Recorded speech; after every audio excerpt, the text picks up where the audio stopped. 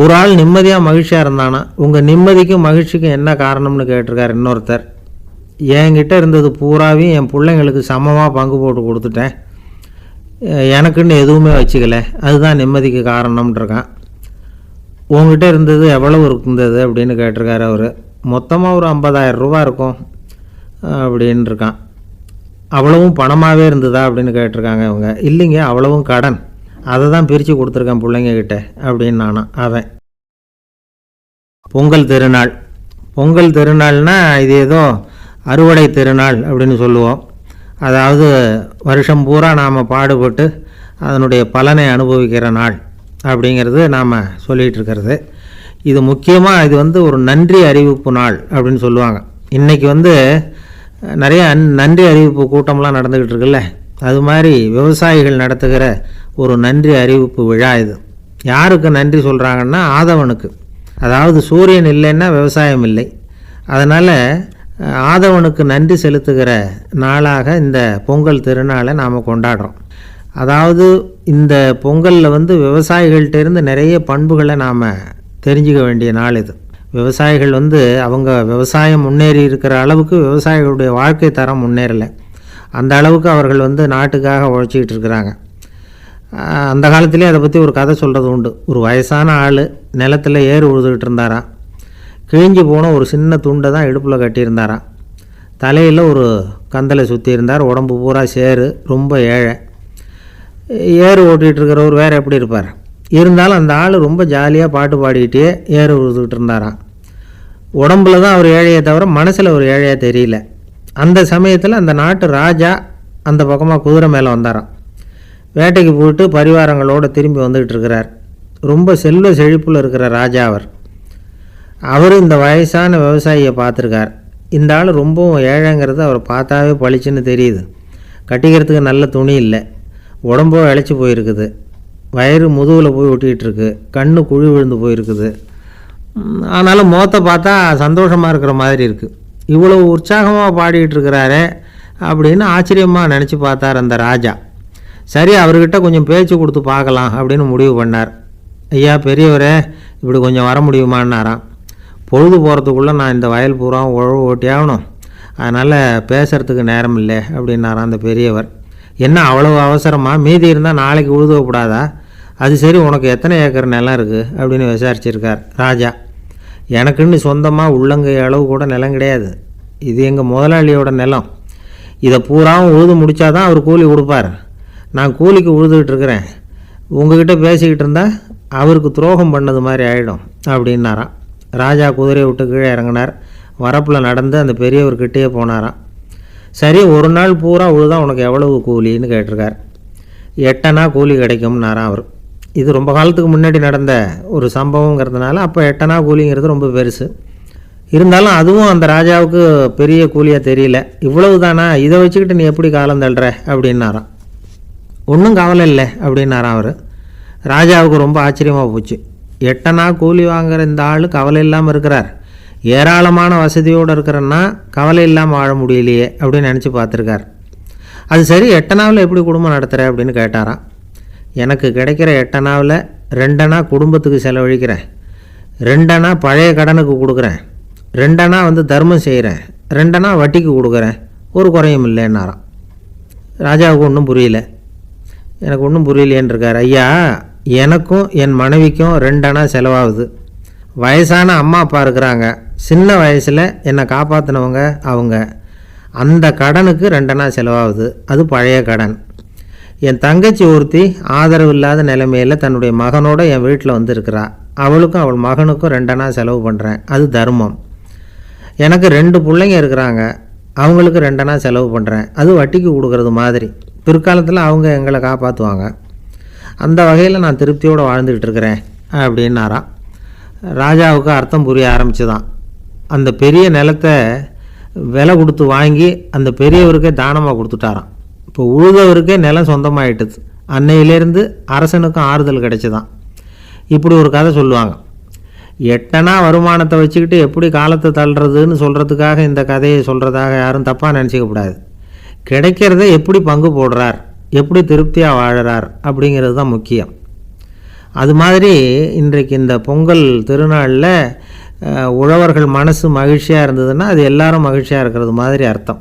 அதனால் அவர்கள்ட்டேருந்து நாம் பாடம் கற்றுக்கணும். சில உழவர்கள் தங்கள் நிலத்தில் விளையிறத தாங்கள் சாப்பிட மாட்டாங்க, அடுத்தவங்கள்ட்ட விற்றுட்டு சந்தையில் போய் வேறு அரிசி வாங்கிட்டு வந்து தான் இவங்க சாப்பிடுவாங்க.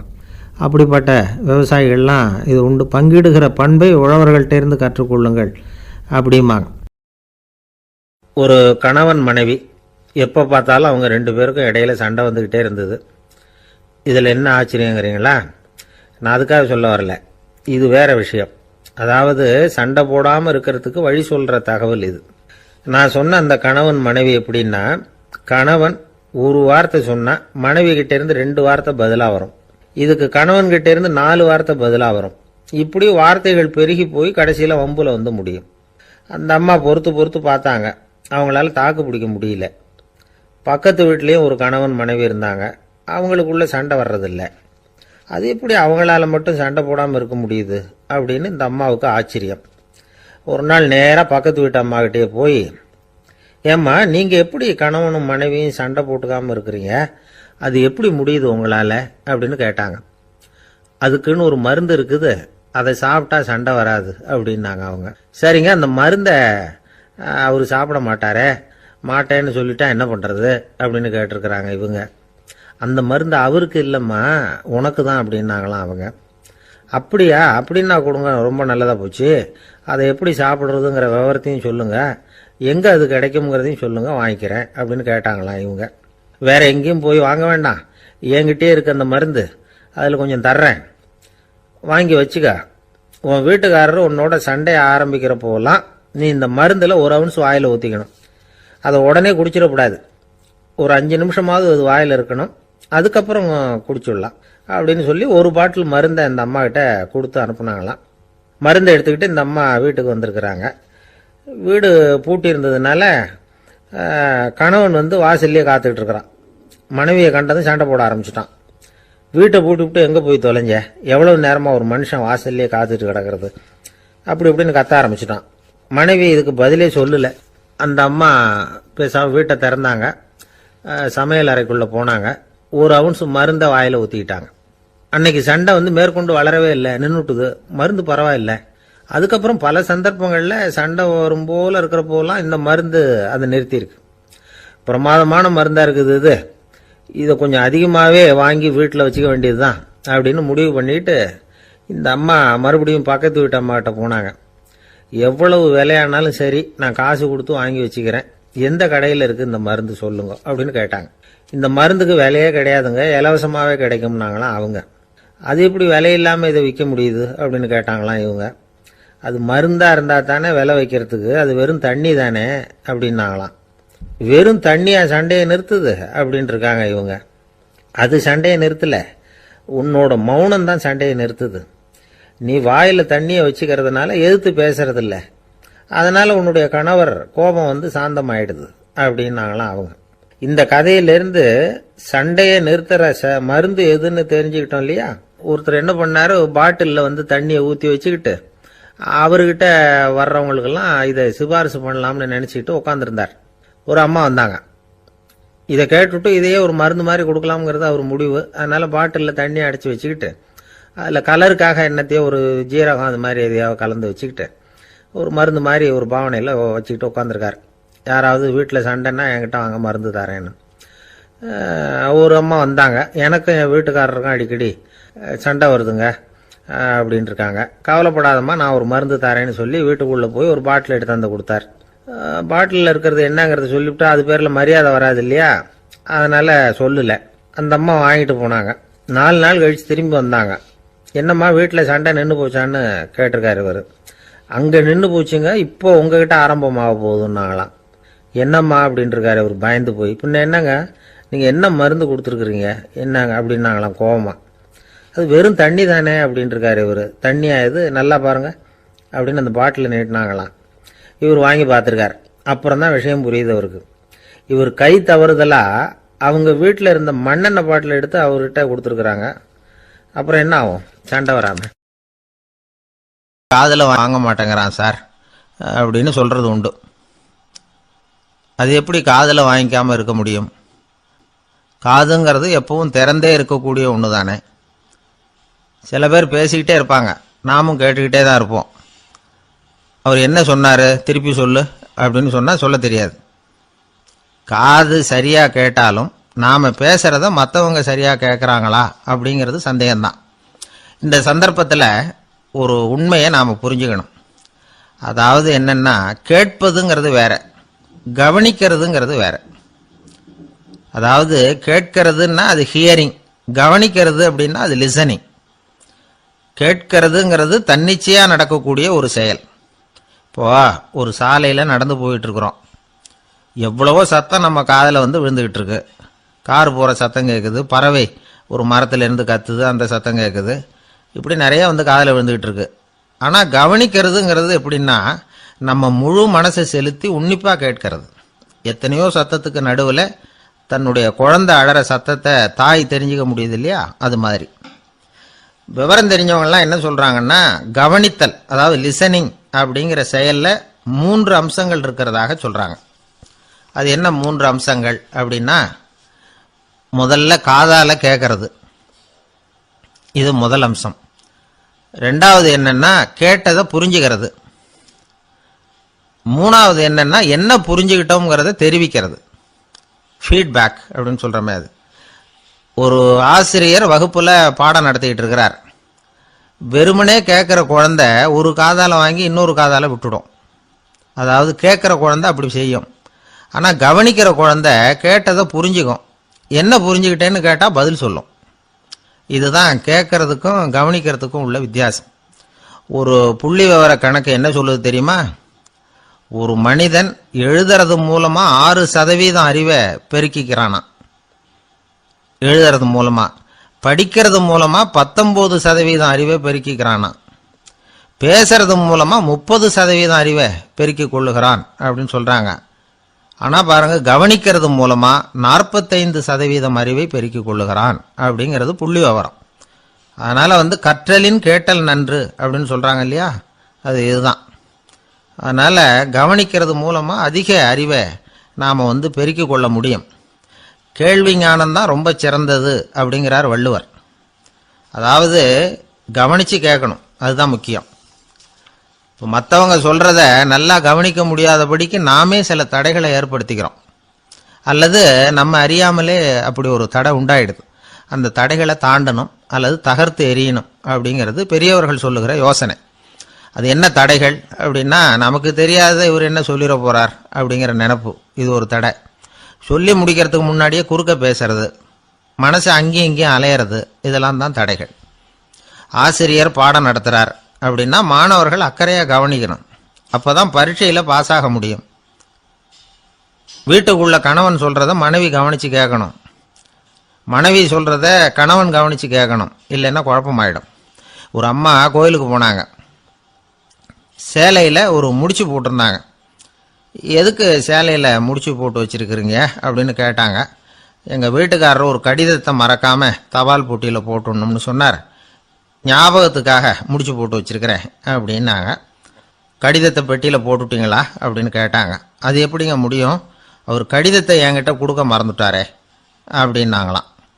அதனால் மறக்கப்படாதுன்னு நினச்சிக்கிட்டே மறந்து விடுறது, இப்படி ஒரு வாழ்க்கை.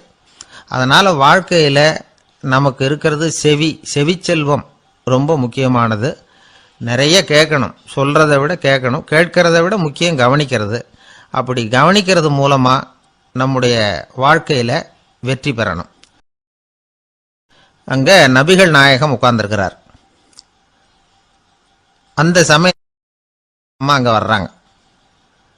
அவங்க கையில் திராட்சை பழ கொத்து, அதை கொண்டுகிட்டு நபிகள் கிட்ட கொடுக்குறாங்க. சாப்பிடுங்க அப்படின்னு சொல்லி ரொம்ப அன்பாக வேண்டிக்கிறாங்க.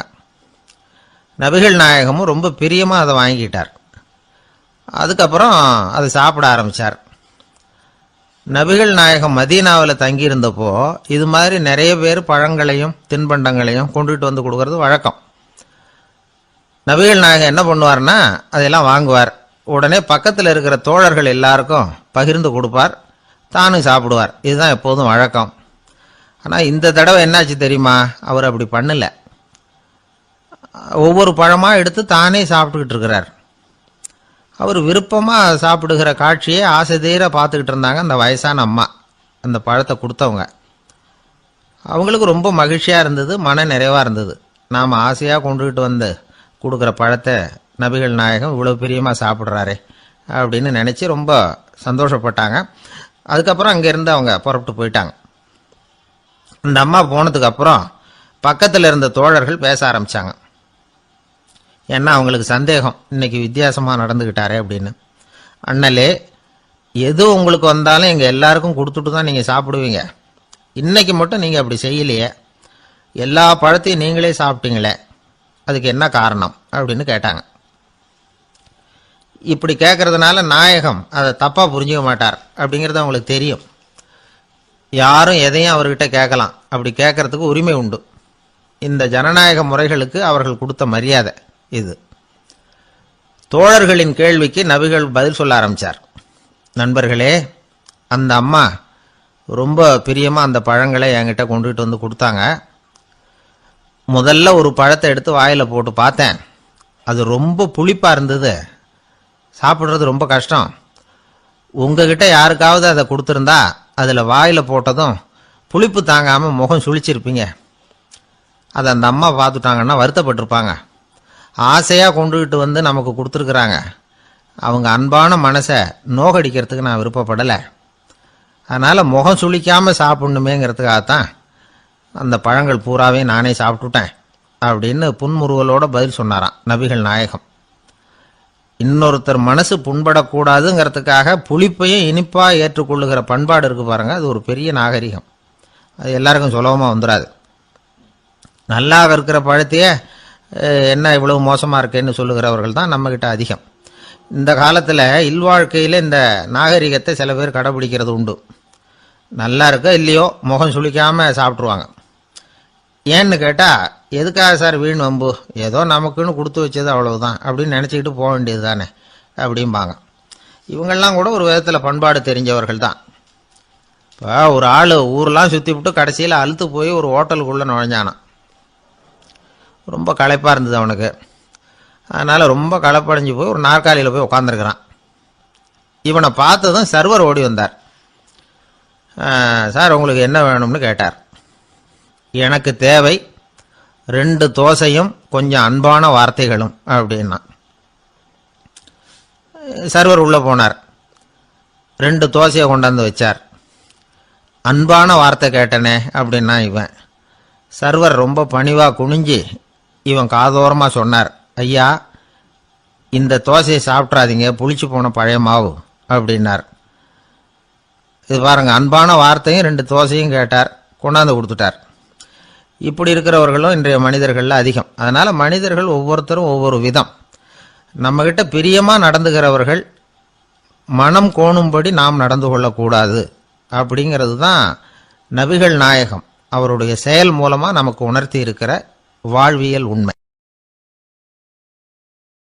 கழுதைய நண்பர்கள் எங்கே போனாலும் சேர்ந்தே போவாங்க வருவாங்க. அப்போ அந்த கழுதை கொஞ்சம் கவலையோடு பேச ஆரம்பிச்சுதான்.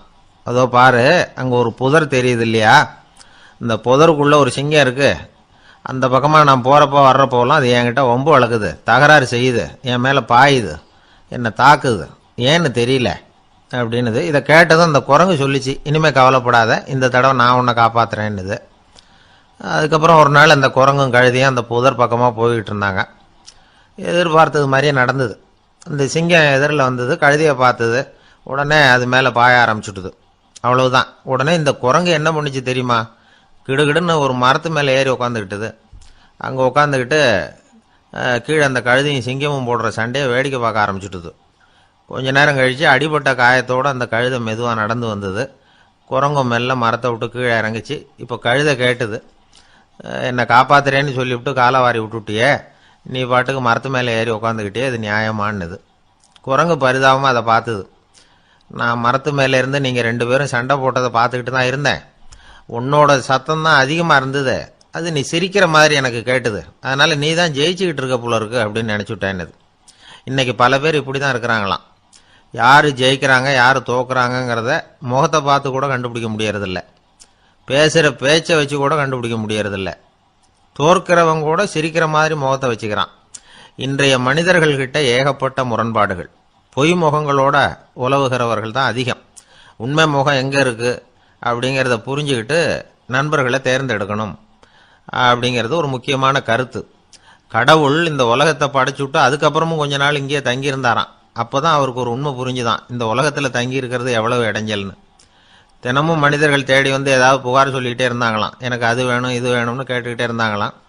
சில பேர் வந்தாங்க, நாங்கள் வந்து விவசாயம் பண்ணுறோம், தண்ணி இல்லாமல் பயிர் காயுது, எங்களுக்கு மழை வேணும் அப்படின்னாங்க. அவங்க போனதும் அதுக்கப்புறம் சில பேர் வந்தாங்க, நாங்கள் வந்து மண்பானை செய்கிறவங்க நிறைய பானை செஞ்சு வச்சுருக்குறோம், மழை பெஞ்சால் எல்லாம் கரைஞ்சி வீணாக போயிடும், அதனால் இன்றைக்கி மழை பெய்யக்கூடாதுன்னாங்க. கடவுள் பார்த்தார், அவருக்கு என்ன பண்ணுறதுன்னே தெரியல, ஏகப்பட்ட குழப்பம், தலையை பிச்சுக்கலாம் போல இருந்தது, கிட்டத்தட்ட பைத்தியம் பிடிக்கிற அளவுக்கு ஆயிட்டுது. எல்லாருடைய ஆசைகளையும் அவரால் நிறைவேற்ற முடியல. ஏன்னா ஒன்றுக்கு ஒன்று முரண்பாடாக இருந்தது. ஒரு நாள் தன்னுடைய அமைச்சரவையை கூட்டி ஆலோசனை கேட்டார். என்ன செய்யலாம்னு சொல்லுங்கன்னார். இது என்ன பிரமாதம், பேசாமல் இமயமலை அடிவாரத்தில் போய் உட்காந்துங்க, யாரும் தொந்தரவு பண்ண மாட்டாங்கன்னாங்க. அங்கேயும் மனிதர்கள் வர ஆரம்பிச்சுருவாங்களேன்னார் கடவுள். சரி அப்படின்னா சந்திரனில் போயிருந்துக்கலாமேன்னாங்க.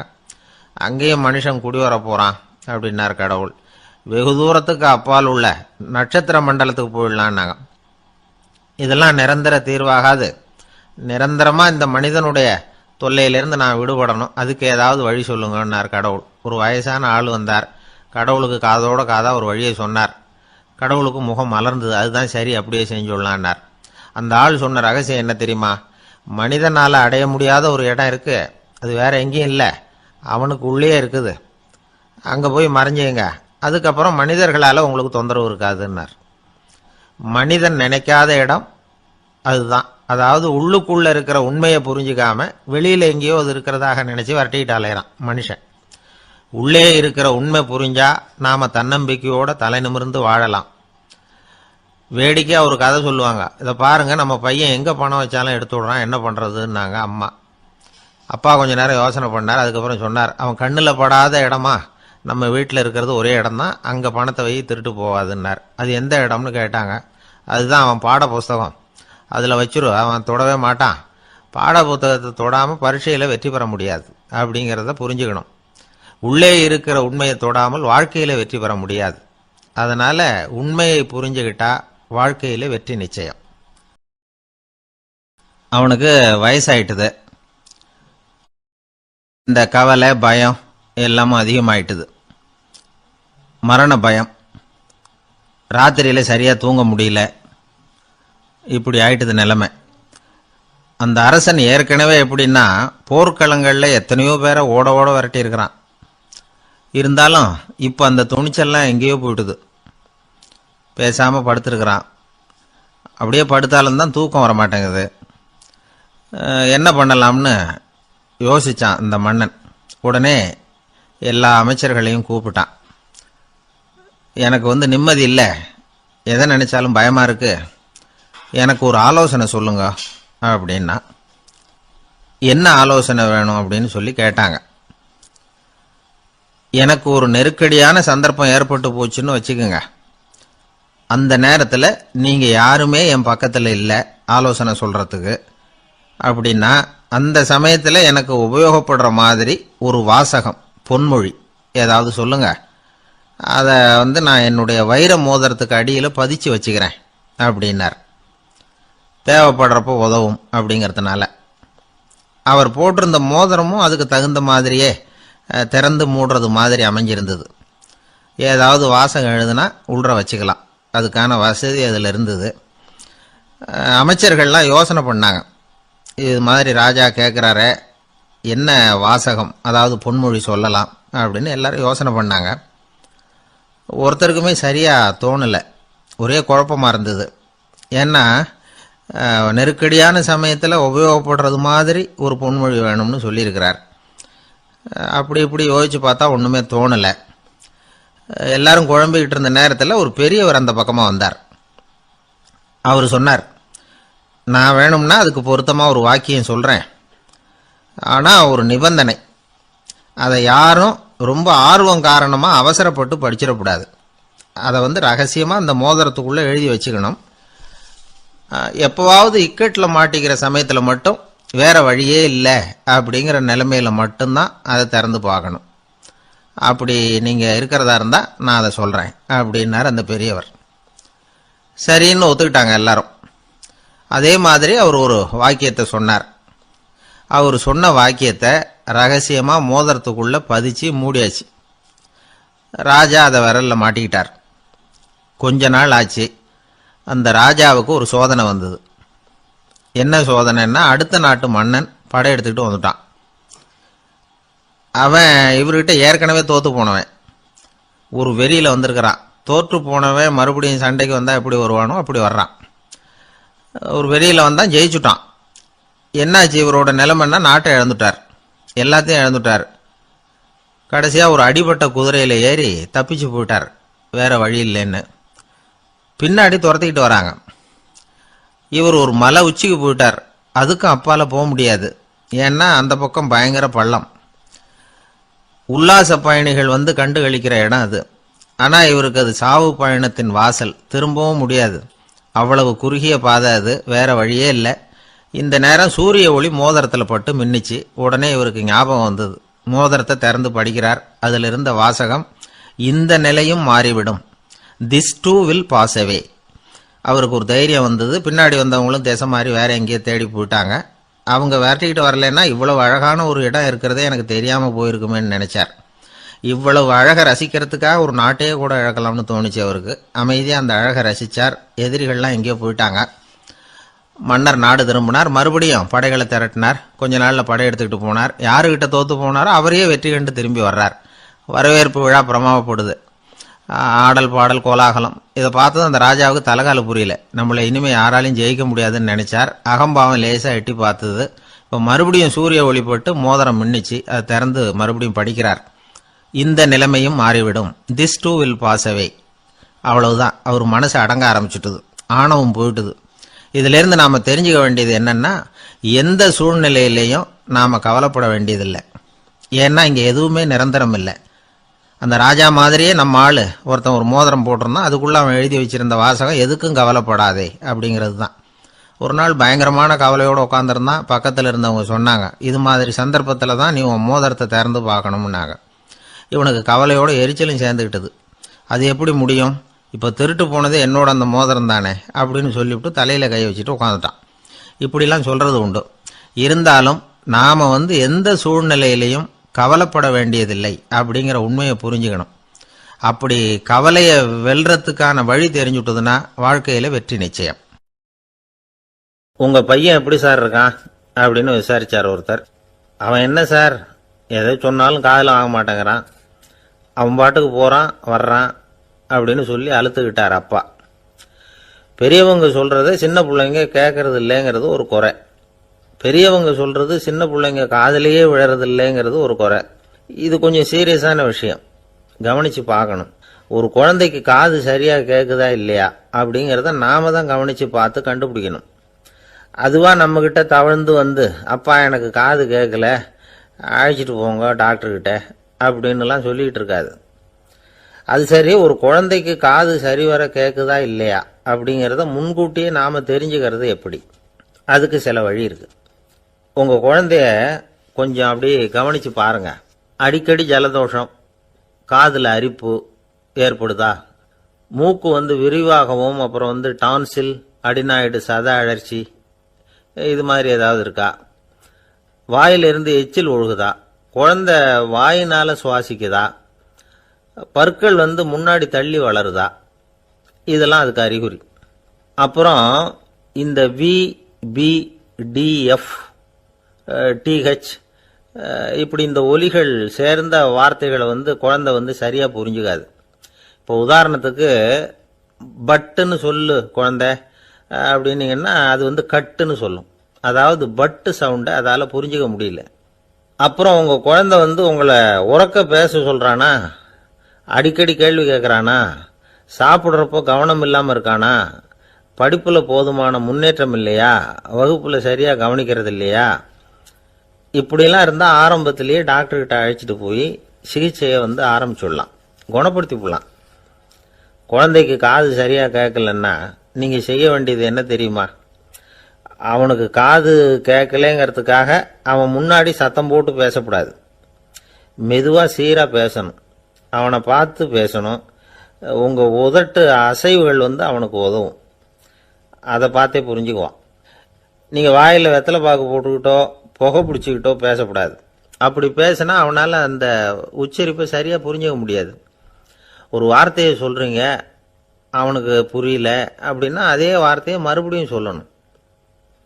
அவனுக்கு நீங்கள் முதல்ல சொன்ன வார்த்தை புரியலேன்னு நினச்சிக்கிட்டு மறுபடியும் திருப்பி சொல்கிறப்போ அதே அர்த்தம் வரக்கூடிய வேற வார்த்தையை சொல்லக்கூடாது.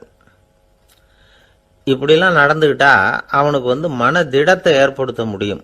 இல்லைன்னா அவனுக்கு தாழ்வு மனப்பான்மை வந்துடும். குழந்தைக்கு காது கோளாறுன்னா ஆரம்பத்திலேயே டாக்டர்கிட்ட அழைச்சிட்டு போனால் போதும், குணப்படுத்தி விடலாம். அப்புறம் பார்த்துக்கலாமே அப்படின்னு அலட்சியமாக இருந்துட்டாதான் கஷ்டம். சில பேர் கோபத்தில் சின்ன பிள்ளைங்க காதை பிடிச்சி திருகிறது உண்டு. இது ரொம்ப தப்பு. காது கையோடு வந்துட்டா என்ன பண்ணுறது? ஒரு வேடிக்கை கதை. அது கதை தான், நிஜமாக நடந்ததில்லை. அது மாதிரி நடக்கவும் நடக்காது. ஒரு வேடிக்கைக்காக சொல்லப்படுற கதை. அதாவது ஒரு வீட்டில் அப்பா அம்மாவை பார்த்து சொல்லிகிட்டு இருக்கார், இதை பாரு, நாளைக்கு காலையில் என்னை சீக்கிரம் எழுப்பி விட்டுரு, நான் செங்கல்பட்டு வரைக்கும் போயிட்டு வர வேண்டியிருக்கு அப்படின்னாராம். இதை அவங்க பையன் காதில் வாங்கிட்டு இருக்கான். அப்பாவுக்கு சிரமம் வேண்டாமே அப்படின்னு நினச்சி அவனே காலையில் யாருக்கும் தெரியாமல் எழுந்திரிச்சு புறப்பட்டு செங்கல்பட்டுக்கு போட்டான். சாயந்தரமாக திரும்பி வந்தான். அப்பா பையனை காணாமல் அலமோதிக்கிட்டு இருக்கிறார். சாயந்தரமாக பையனை பார்த்ததும் எங்கடா போயிட்டு வந்தேன்னு கேட்டார் கோவமா. செங்கல்பட்டுக்கு போயிட்டு வந்தேப்பா, நீ வேணா அலைய வேண்டாமேன்னு அப்படின்னா. எதுக்கடா போனேன்னு அதட்டினார். அதான்ப்பா, நீ நேற்று அம்மா கிட்ட சொல்லிக்கிட்டு இருந்த, அதை காதில் வாங்கினேன், உனக்காக நான் போயிட்டு வந்தேன் அப்படின்னா. உடனே எந்த காதில் வாங்கினேன் அப்படின்னு சொல்லி காதை பிடிச்சி திருகுனார். அந்த காது கையோடு வந்துட்டுது. இது நடந்து கொஞ்ச நாள் கழிச்சு அந்த அப்பாவும் பையனும் கடத்தெருவில் போயிட்டு இருக்கிறாங்க. எதிரில் ஒரு நாய் ஓடி வந்தது. அதுக்கு 2 காதும் இல்லை. என்ன இது, இந்த நாய்க்குட்டிக்கு 2 காதும் இல்லை அப்படின்னாரு அப்பா. அதுக்கு பையன் சொல்கிறான், அப்பா அது 2 தடவை செங்கல்பட்டுக்கு போயிட்டு வந்துருவோம் அப்படின்னானா. ஒரே ஒரு ஊரில் ஒரு அம்மா இருந்தாங்க. அந்த அம்மாவுக்கு ஒரே ஒரு பிள்ளையாண்டான். அவனுக்கு ரொம்ப அக்கறையோடு கல்யாணம் பண்ணி வச்சாங்க. கல்யாணம் முடிஞ்சதும் மருமக பொண்ணு வீட்டுக்கு சேர்ந்தது. அப்பாடா, என் கடமை முடிஞ்சுது, இனிமே அக்கடான்னு எங்கேயாவது ஒரு மூலையில் படுத்து கிடக்கலாம் அப்படின்னு நினச்சாங்க அந்த அம்மா. ஆனால் நினைக்கிறபடி எங்கே நடக்குது? அதுக்கப்புறம் தான் பிரச்சனையே ஆரம்பமாச்சு. மருமகள் குணம் சரியில்லை, ஒரு மாதிரி. அந்த பொண்ணு வீட்டுக்கு வந்ததுமே முதல் வேலையாக மாமியாரை பார்த்து, அதுதான் நான் வந்துட்டேன்ல, இனிமேல் உங்களுக்கு என்ன வேலைங்க, புறப்பட வேண்டியது தானே, காசி ராமேஸ்வரம்னு எங்கேயாவது போங்க அப்படின்னுட்டு தான். மாமியாரை பார்த்தாங்க, கொஞ்சம் யோசனை பண்ணாங்க. இதை பாருமா, நீ இப்படி சொல்கிறதுக்கு முன்னாடியே வீட்டை விட்டு புறப்படணுங்கிற முடிவுக்கு நான் வந்துட்டேன். வீட்டை மட்டும் இல்லை, இந்த உலகத்தை விட்டே கூட போகிறதுக்கு தயாராக இருக்கிறேன். ஆனால் ஒரே ஒரு விஷயத்துக்காக என் உயிரை கையில் பிடிச்சிக்கிட்டு இருக்கிறேன் அப்படின்னாங்களாம். என்ன விஷயம்னு கேட்டது இந்த மருமக பொண்ணு. வேற ஒன்றும் இல்லை, என் பிள்ளைக்கு கல்யாணம் பண்ணி வச்சுட்டேன். ஒரு பேர புள்ள பிறந்து அதை என் கண்ணால் பார்த்துட்டேன்னா நான் எங்கே வேணும்னாலும் போகிறதுக்கு தயாராக இருக்கிறேன் அப்படின்னாங்களாம் அந்த மாமியார். மாமியார் இப்படி சொல்கிறதுலேயும் நியாயம் இருக்கிறதாக பட்டுது அந்த பொண்ணுக்கு. சரி, அப்படியே இருந்து பார்த்துட்டு போகலாம் அப்படின்னு அனுமதி கொடுத்தது. கொஞ்ச காலத்தில் ஒரு பேரன் பிறந்தான். அந்த அம்மாவும் பேரனை கண்ணால் பார்த்துட்டாங்க. சரி, பேரனை பார்த்தாச்சுல்ல, இனிமேல் புறப்பட வேண்டியது தானே அப்படின்னது மருமக பொண்ணு. மாமியார் பார்த்தாங்க, நீ சொல்கிறது சரிதாம்மா, அதில் ஒன்றும் தப்பு இல்லை. என்னோட பேரன் உங்களை அம்மா அப்பான்னு கூப்பிடுறத என் காது குளிர கேட்டுட்டு போயிடுறேனே அப்படின்னாங்களாம். சரி, அந்த ஆசையை நிறைவேறட்டும் அப்படின்னு காத்துக்கிட்டு இருந்தாங்க. பேரன் வளர்ந்தான், நடந்தான், பள்ளிக்கூடம் போனால் பெரியவனானான். மருமக பொண்ணு மறுபடியும் மாமியாரை விரட்ட ஆரம்பிச்சுட்டுது, இன்னும் புறப்புள்ளையான்னு. இதை பாருமா, இது வரைக்கும் இருந்துட்டேன். பேரனோட கல்யாணத்தையும் கண்ணால் பார்த்தாதான் இந்த கட்டை வேகும் போல் இருக்குது அப்படின்னு சொல்லி ஒரு மாதிரியாக பேச ஆரம்பித்தாங்க. இதுவும் நியாயமான ஆசையாக தான் படுது அப்படின்னு அது யோசிச்சிருக்கு அந்த பொண்ணு. சரின்னு அதுக்கும் ஒத்துக்கிட்டது. உடனே பேரனுடைய கல்யாணமும் முடிஞ்சது ஒரு வழியாக. இனிமே ஒரு நொடி கூட இங்கே இருக்கக்கூடாது, புறப்படுங்க அப்படின்னு மாமியாரை விரட்டிச்சான் அந்த பொண்ணு. இப்போ அந்த மாமியார் தன்னோட மருமகளை பார்த்து சொல்கிறாங்க, இதோ கிளம்பிட்டேம்மா, என் மூட்டை முடிச்செல்லாம் கட்டிக்கிட்டேன், புறப்பட்டுவிட்டேன். அப்படியே நீயும் உன் துணிமணிகளை மூட்டை கட்டிக்கிட்டு கிளம்பிடும், என்னோட சேர்ந்து 2 பேருமா சேர்ந்து போயிடலாம் அப்படின்னாங்களாம். அந்த பொண்ணு முழிக்குது. முழிக்காதே, உனக்கும் ஒரு மருமக வந்துட்டா, இனிமேல் நீயும் ஒரு மாமியார் தானே, உனக்கும் இனிமேல் இங்கே வேலை இல்லை, புறப்படு அப்படின்னாங்களாம். அப்போ தான் அந்த பொண்ணு சிந்திக்க ஆரம்பிச்சுதான், தன்னோட தவறு புரிஞ்சுதான். இந்த தகவலை கேட்டுக்கிட்டு இருக்கிற மருமகள்லாம் இதை பற்றி கொஞ்சம் யோசித்து பார்க்கணுங்கிறதுக்காகத்தான் இதை சொல்கிறோம் மாமியார்கள் சார்பாக. கொஞ்ச நாளைக்கு முன்னாடி ஒரு பொண்ணை பார்த்து பேசுகிற சந்தர்ப்பம் கிடைச்சிது ஒரு கல்யாண வீட்டில். அந்த பொண்ணு சொல்லிச்சு, சார் எனக்கு கல்யாணம் ஆகி 15 வருஷம் ஆகுது, நான் மாமியார்கிட்ட சண்டை போட்டதே இல்லை அப்படின்னு ரொம்ப அடக்கமாக சொல்லிச்சு. அது எப்படிம்மா சாத்தியமாச்சுன்னு கேட்டோம். எனக்கு கல்யாணம் ஆகி 15 வருஷம்தான் ஆச்சு, ஆனால் என் மாமியார் செத்து போய் 20 வருஷத்துக்கு மேலே ஆயிட்டுது அப்படின்னுது. லோகமானிய பாலகங்காதர திலகர் இருந்தார்ல, அவருக்கு 15 வயசுலேயே கல்யாணம் நடந்துதான். மனைவி பேர் தபிபாய். ரொம்ப பெரிய குடும்பத்து பொண்ணு, நல்ல குணம். அவங்க குடும்பம் நடத்திக்கிட்டு இருக்கிறாங்க. அந்த காலத்தில் திருடர்கள் பயம் அதிகம். இந்த காலத்தில் மட்டும் என்னன்னு கேட்குறீங்களா? நீங்கள் கேட்குறது நியாயம்தான். இருந்தாலும் இந்த காலத்து திருடனுக்கும் அந்த காலத்து திருடனுக்கும் ஒரு முக்கியமான வித்தியாசம் உண்டு. அதாவது அந்த காலத்து திருடன்லாம் நியாயம் அநியாயம் பார்க்கறது உண்டு, இந்த காலத்தில் அப்படி பார்க்கறது இல்லை. அந்த காலத்தில் திருட வர்றவங்கள்ட்ட கூட ஒரு தார்மீக உணர்வு உண்டாம். அதாவது அப்போ உள்ள கொள்ளைக்காரங்க எதை களவாடினாலும் சரி, அரிசியை மட்டும் களவாடுறது இல்லையா, அப்படி ஒரு கொள்கை. அதனால பாருங்க, அந்த காலத்து பெண்கள் நகை நட்டுகளை பத்திரமா வைக்கணும்னா பெட்டியில் வைக்கிறது இல்லை, அரிசி பானையில் போட்டு வச்சு விடுறது. இப்போல்லாம் பேங்க்கில் சேஃப்டி லாக்கர்னு இருக்குல்ல, அது மாதிரி அந்த காலத்தில் சேஃப்டி லாக்கருங்கிறது அரிசி பானை. இந்த வளையல், மூக்குத்தி, தோடு இப்படி எதுவாக இருந்தாலும் அதில் போட்டு பத்திரமா வச்சுருவாங்க. திருடன் அரிசி பானை பக்கம் போகிறதில்ல. ஏன்னா சாப்பிட்ற விஷயத்தில் கை வைக்கக்கூடாது, அது பாவம் அப்படின்னு அவன் நினைக்கிறான். திலகரோட மனைவி தபிபாயும் அதே மாதிரி தன்னுடைய ஆபரணங்களை ஒரு அரிசி பானைக்குள்ளே போட்டு மூடி வச்சுருந்தாங்களாம். இப்படி இருந்தப்போ ஒரு நாள் ஒரு பிச்சைக்கார பொண்ணு வீடு வீடாக பிச்சை கேட்டுக்கிட்டே வந்திருக்குது. திலகர் வீட்டுக்கும் தர்மம் போடுங்க தாயே அப்படின்னு தான் அந்த பொண்ணு. அந்த அம்மா தபிபாய் காதில் இது விழுந்திருக்கு. உடனே கை நிறைய அரிசி அள்ளிக்கிட்டு போட்டிருக்கு. பாத்திரத்தில் அரிசியை போட்டதுக்கு அப்புறம் தான் தெரியுது, பளிச்சுன்னு கண்ணில் படுது. அதாவது அந்த அம்மாவோட வைர மூக்குத்தி ஒன்று அரிசியோடு சேர்ந்து அந்த பிச்சைக்கார பொண்ணு பாத்திரத்தில் போய் விழுந்துட்டுது. இந்த அம்மாவுக்கு மனசுக்குள்ள குழப்பம், என்ன இப்படி ஆயிட்டுதே, மூக்குத்தி போயிட்டுதே, பிச்சை பாத்திரத்திலேருந்து அதை எப்படி எடுக்கிறது அப்படின்னு தயக்கம். வாயை திறந்து அதை கேட்கறதுக்கும் கூச்சம். திண்ணையில் உட்காந்துருந்த திலகர் இவ்வளவையும் பார்த்துக்கிட்டு இருக்கிறார். மனைவியின் மனசுக்குள்ள நடக்கிற மௌன போராட்டத்தை அவர் நல்லா புரிஞ்சுக்கிட்டாராம். மனைவியை பார்த்து சொன்னாராம், தபிபாய், இது தெய்வ சம்மதம், அவளுக்கு சேர வேண்டிய மூக்குத்தி அவகிட்ட போயிட்டுது, பிச்சை பாத்திரத்தில் விழுந்த மூக்குத்தியை எடுக்க வேணாம் அப்படின்னாராம். சரின்னு சொல்லிவிட்டு மேற்கொண்டு எதுவும் சொல்லாமல் அந்த அம்மா வீட்டுக்குள்ளே போயிட்டாங்களாம். இந்த காலத்துலலாம் அது மாதிரி நடக்குமா? வெறும் அரிசியை போட்டுட்டு விவகாரம் பண்ணிட்டு இருக்க மாட்டோமா? ஒரு பெரிய மனுஷன் வீட்டுக்கு ஒரு பிச்சைக்காரன் வந்தான். ஐயா, நாங்கள் பிச்சைக்காரங்கள்லாம் சேர்ந்து ஒரு சங்கம் வச்சுருக்குறோம், அதுக்கு நிதி சேர்க்குறோம், அதுக்கு ஒரு 100 ரூபா கொடுத்தீங்கன்னா எங்களுக்கு பெரிய உதவியாக இருக்கும் அப்படின்னானா. அதெல்லாம் ஒன்றும் கொடுக்க முடியாது போ அப்படின்னாரான் அவர். அப்படின்னா ஒரு 50 ரூபாயாவது கொடுங்களேன் அப்படின்ட்டுருக்கான். அதுவும் முடியாதுன்னு சொல்லிவிட்டார். 25 ரூபா அப்படின்னு இருக்கான். எதுவும் முடியாது அப்படின்னாரான். சரிங்க, இவ்வளவு பெரிய வீட்டுக்கு வெறுங்கையோடு திரும்புறது நல்லா இருக்காது, அதனால சும்மா ஒரு 1 ரூபா மட்டுமாவது கொடுங்க அப்படின்னு இருக்கான் அவன். 1 பைசா கூட என்கிட்ட கிடையாது அப்படின்னு விட்டாரான் இவர். அப்படின்னா நீங்கள் ஒரு காரியம் பண்ணுங்களேன் அப்படின்னானா அவன். என்ன செய்யணும் அப்படின்னு இருக்கார். எங்கள் சங்கத்தில் நீங்களும் ஒரு மெம்பராக சேர்ந்துருங்க அப்படின்னானா. காஞ்சிபுரத்தில் பல்லவ ராஜா ஒரு கோவில் கட்டினார், கைலாசநாதர் கோவில். அதுக்கு கும்பாபிஷேகம் பண்ணுறதுக்கு ஒரு நாள் குறிப்பிட்டு அதுக்கு வேண்டிய ஏற்பாடுகள்லாம் பண்ணினார். முதல் காரியமாக கடவுளை வேண்டிக்கிட்டார், நீங்கள் இந்த கும்பாபிஷேகத்துக்கு நேரில் கலந்துக்கணும்னார். கடவுள் அந்த ராஜா கனவுல வந்தார். நீ கும்பாபிஷேகம் வச்சிருக்கிற அதே நாளில் அதே நேரத்தில் எனக்கு இன்னொரு ஊரில் ஒரு கும்பாபிஷேகம் இருக்குது, அதுக்கு போக வேண்டியிருக்கு.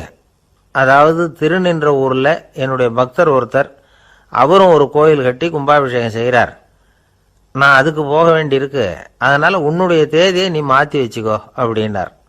கடவுள் தான் எங்கேயும் இருக்கிறவராச்சே, அவர் நினச்சா 2 இடத்துலையும் இருந்து கோயில் கும்பாபிஷேகத்தை நடத்த முடியாதா? ஏன் அப்படி செய்யலை? அது ஒரு முக்கியமான காரணத்துக்காக தான். திருநின்ற ஊர்ல இருந்த பூசலாருங்கிற அந்த அடியாரின் பெருமையை இந்த உலகத்துக்கு எடுத்து காட்டணுங்கிறதுக்காகத்தான் கடவுள் அந்த ராஜா கிட்ட அப்படி சொன்னார்.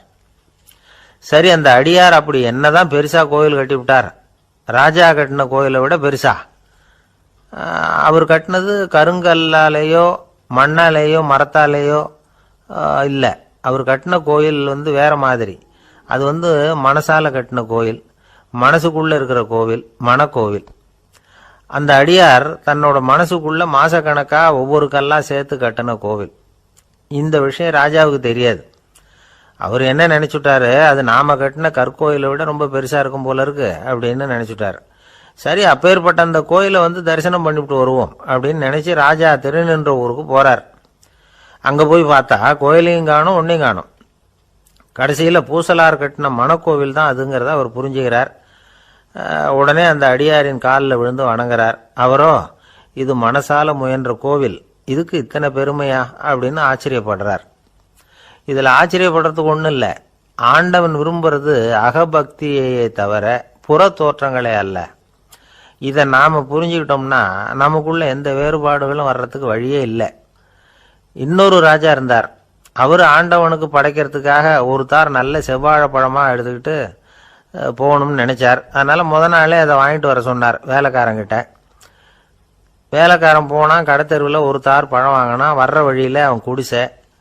அப்படியே எட்டி பார்த்துட்டு போவோமேன்னு நினைச்சான். போனான். அங்கே இவனோட குழந்தை பாவம் பசியால கத்திக்கிட்டு இருக்கு. இவன் பார்த்தான், இவ்வளவு பெரிய தாரில் ஒரு 2 பழம் எடுத்தா தெரியவா போகுது அப்படின்னு நினைச்சு ஒரு 2 பழத்தை பிச்சு அந்த குழந்தைகிட்ட கொடுத்தான். அது அதை வாங்கி வயிறார சாப்பிட்டுது. பசி அடங்குச்சு, விளையாட போயிட்டுது. இவன் அதுக்கப்புறம் வாழைப்பழத்தை எடுத்துக்கிட்டு அரண்மனைக்கு வந்தான். 2 பழம் பிச்சிருக்கிறது ராஜாவுக்கு தெரிஞ்சு போச்சு. இவன் உண்மையை சொல்லிவிட்டான். உடனே ராஜா, கடவுளுக்கு படைக்க வேண்டிய பொருளை குழந்தை எச்சில் பண்ண விட்டுருக்கியே அப்படின்னு சொல்லி அவனை கட்டி வச்சு சாட்டையால் அடிச்சார் பாவம். மறுநாள் பழத்தை கோயிலுக்கு எடுத்துட்டு போனார். கடவுள் முன்னாடி வச்சார். கடவுள் கண்ணை திறந்து பார்த்தார், பழம்லாம் அழுகி இருக்குது. என்ன இது அழுகி போன பழம் அப்படின்னார். ராஜா முழிச்சார். நல்லா தானே இருந்தது அப்படின்னு நினைச்சார். அப்போ கடவுள் அந்த ராஜா கிட்ட சொன்னாராம், இதை பார்ப்பா, இந்த தாரில் 2 பழம் தான் நல்ல பழம். அந்த 2 பழங்களையும் நேத்திக்கே நான் சாப்பிட்டுட்டேன் அப்படின்னாராம். அப்பதான் ராஜாவுக்கு புரிஞ்சுது, ஏழை குழந்தையின் பசியை தீர்க்கறதுக்காக உதவுன அந்த 2 பழம் தான் இறைவன் சாப்பிட்ட பழம்னு. இறைவன் இருக்கிற இடம் எது?